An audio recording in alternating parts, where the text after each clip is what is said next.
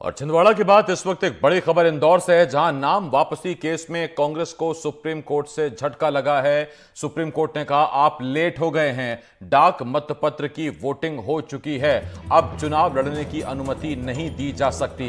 मोती सिंह पटेल ने एक याचिका दायर की थी। याचिका में कांग्रेस उम्मीदवार बनाए जाने की मांग की गई थी। पूरा मामला आपको समझाते हैं। दरअसल इंदौर लोकसभा सीट पर चुनाव होना था और लोकसभा सीट में बीजेपी की तरफ से मौजूदा सांसद शंकर लालवानी और कांग्रेस ने अक्षय कांतिवम को टिकट दिया था।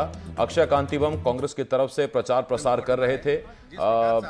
एनडीटीवी के कार्यक्रम में भी वो शामिल हुए थे बतौर उस वक्त कांग्रेस प्रत्याशी। और उसके बाद नाम वापसी के आखिरी दिन जब वक्त खत्म होने वाला था, उससे 3 घंटे पहले अक्षय कांतिवम ने अपना नाम वापस ले लिया था। और उसके बाद वो एक कार में नजर आए थे कैलाश विजयवर्गीय के साथ, रमेश मेंदोला के साथ।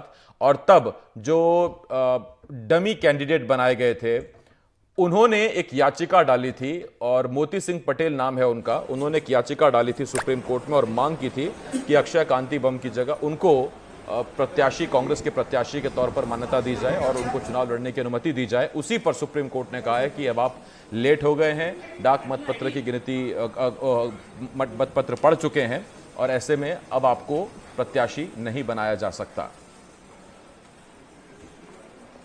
सुप्रीम कोर्ट में आए, जिस प्रकार से आप सबको मालूम है कि इंदौर लोकसभा का चुनाव किस प्रकार से चल रहा है। जैसे ही 29 तारीख के दिन अक्षय बम ने अपना नामांकन वापस लिया, क्योंकि कांग्रेस का मैं सब्स्टिट्यूट कैंडिडेट था। हमारा ये प्रयास था कि कांग्रेस की तरफ से मुझे कांग्रेस का प्रत्याशी माना जाए। हमने उसी को आधार मानकर माननीय निर्वाचन अधिकारी इंदौर में हमने ज्ञापन दिया। उसके बाद अगले दिन हमने माननीय उच्च न्यायालय गए, सिंगल बेंच में गए, जहां पर न्यायालय से हमको फैसला हमारे पक्ष में नहीं आया। उसके बाद हम डबल बेंच में गए और डबल बेंच के बाद माननीय सुप्रीम कोर्ट में हम आए और माननीय सुप्रीम कोर्ट ने हमारे द्वारा जो विधि के बिंदु उठाए गए थे उनको माना, एक्सेप्ट करा। और माननीय न्यायालय का ऐसा कहना है कि चूँकि आपके द्वारा जो भी बिंदु उठाए गए वो सही है, पर चुनाव में समय की कमी है। आज मोती सिंह पटेल जी का प्रकरण सर्वोच्च न्यायालय में लगा था, जिसमें कि मैंने उनकी तरफ से पैरवी करी और सुप्रीम कोर्ट को विधि के सारे तथ्य बताए, जिसपे सुप्रीम कोर्ट भी हमारी विधि के तथ्यों को मानते हुए सुप्रीम कोर्ट ने ये कहा है कि हाँ, विधि के अनुसार ये क्वेश्चन का जवाब देना जरूरी है और इसीलिए इस क्वेश्चन ऑफ लॉ को ओपन रखा गया है।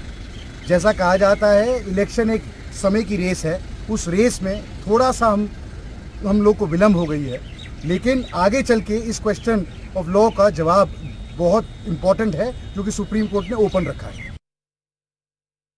समीर खान इस वक्त इस बड़ी खबर पर इंदौर से हमारे साथ जुड़ रहे हैं। समीर, सबसे पहला सवाल तो यही है, इसका मतलब अब साफ है कि नोटा ही एकमात्र, कांग्रेस बार बार कह रही है कि नोटा को बटन दबाइए और वही शायद अब कांग्रेस कहेगी, क्योंकि एक कहीं अगर कोई आखिरी एक उम्मीद बची हुई थी कांग्रेस के लिहाज से तो वो भी आज टूट गई। बिल्कुल आसिफ, जिस तरह से हम ये कहें कि कांग्रेस ने जो है, हम ये कहें कि कांग्रेस को भी पता था शायद इस पूरे घटनाक्रम में, क्योंकि चुनाव की प्रक्रिया चल रही है और लोकसभा का चुनाव जो है इलेक्शन कमीशन ऑफ इंडिया के द्वारा जो है पूरा कंडक्ट कराया जाता है। जिस तरह से जिला निर्वाचन अधिकारी कार्यालय इंदौर द्वारा जो है जब स्पुटनिक हुई थी, जब फॉर्मों की जांच हुई थी, उसी दौरान मोती सिंह पटेल का नॉमिनेशन फॉर्म रिजेक्ट कर दिया गया था, क्योंकि उन्होंने कांग्रेस के जो है सब्स्टिट्यूट कैंडिडेट के तौर पर अपना नामांकन भरा था। यही वजह है कि उसी फैसले को जो है हम ये कहें कि हाईकोर्ट ने बरकरार रखा और सुप्रीम कोर्ट ने भी बरकरार रखा। लेकिन सुप्रीम कोर्ट ने ये जरूर कहा कि आपका सवाल जो है उस पर जो है ये कहें कि वो सुनवाई होना शेष है, लेकिन चुनावी प्रक्रिया में आपको अभी हिस्सा लेने की अनुमति इसलिए नहीं दी जा सकती क्योंकि डाक मतपत्रों की गिनती हो गई। मतलब साहब है कि कांग्रेस के पास अब जो आखिरी विकल्प, हम ये कहें कि पहले दिन से उन्होंने जो शुरुआत की थी, नोटा की अपील की, अब उसे नोटा का सहारा ही है। वो इंदौर लोकसभा क्षेत्र में जब सुप्रीम कोर्ट से उन्हें हम ये कहें कि राहत नहीं मिली या ये कहें कि सुप्रीम कोर्ट से उन्हें चुनाव लड़ने की अनुमति नहीं मिली, तो कांग्रेस के पास अब नोटा ही बचा है। यही वजह है कि कांग्रेस का नोटा का मूवमेंट पूरे इंदौर शहर में जो है चल रहा है। सिविल सोसाइटी हो, चाहे कांग्रेस के प्रत्याशी जो, माफ कीजिएगा, कांग्रेस के जितने भी पदाधिकारी हो या कांग्रेस के अलग अलग क्षेत्र के लोग हो, अपने अपने क्षेत्रों में नोटा का प्रचार कर रहे हैं और सुप्रीम कोर्ट से कांग्रेस को राहत नहीं मिली। आसिफ, बहुत धन्यवाद आपका समीर इस तमाम जानकारी के लिए।